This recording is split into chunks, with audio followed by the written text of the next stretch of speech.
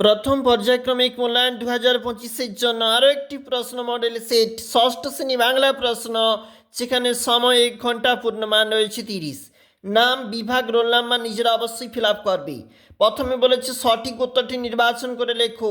1 × 6। আঁচল পেতে বিশ্বভুবন ঘুমাচ্ছে ওইখানে। শঙ্খ যে ক্লাসে পড়তো তা হলো ক্লাস 5-এর ছাত্র ছিল। কবির ঘরের দরজা এখন সবুজে সবুজ। পরের যে পেজটায় চলে যাচ্ছি, এটা হচ্ছে পরবর্তী পেজ। দেখো কি বলেছে। হাঁস যে ডাক শুনে আসে তা হলো সই সই। নিরন্ধ্র শব্দটি সন্ধি বিচ্ছেদ করলে হয় নিযোগ রন্ধ্র। অনির্দেশক সর্বনাম শব্দটি হলো হাজার হাজার। মন ভালো করা কবিতাটি কে লিখেছেন? শক্তি চট্টোপাধ্যায়। ময়ূরের ডাককে কি বলা হয়? কেকা। পাম গাছ কোথায় দাঁড়িয়ে আছে? মরুতটে।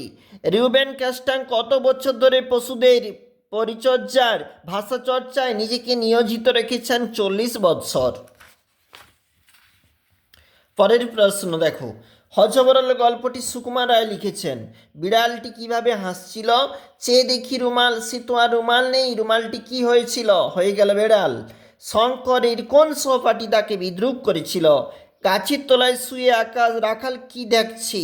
বর্ষাকালে ফসলের কথা কবি কার চিঠি থেকে জানতে পেরেছেন? কোনো রকমে মাকড়সা একবার চোখে পড়লেই হলো, তখন কোমরে পোকা কী করে? এটা পরবর্তী যে পেজ দেখো, এখানে বলেছে রাখালের চারপাশের যে বর্ণনা অবশ্যই দেখবে। রূপলে যেন বরফে রূপালী কাপড় পরে কাজ সম্পর্কে বলা হয়েছে, উক্তিটির অবতারণার কারণ। এরপরে নিচে কিন্তু 5 নম্বরের প্রশ্ন রয়েছে, তোমরা অবশ্যই এগুলো দেখবে। স্বপ্নসী দেখে অনেক কিছু স্বপ্নসী দেখে অনেক কিছু জানতে পেরেছি। কে কি জানতে পেরেছে? ভিজে কাশের উপর কবিকে আবার যেতে হবে কেন? এরা তো মানুষের জাত ভাই। কারা মানুষের জাত ভাই? তা সত্ত্বেও মানুষের সাথে তাদের পার্থক্য কোনগুলা, বা ভর দুপুরে যে অলস দুপুরের চিত্র বলা রয়েছে, অবশ্যই দেখবে।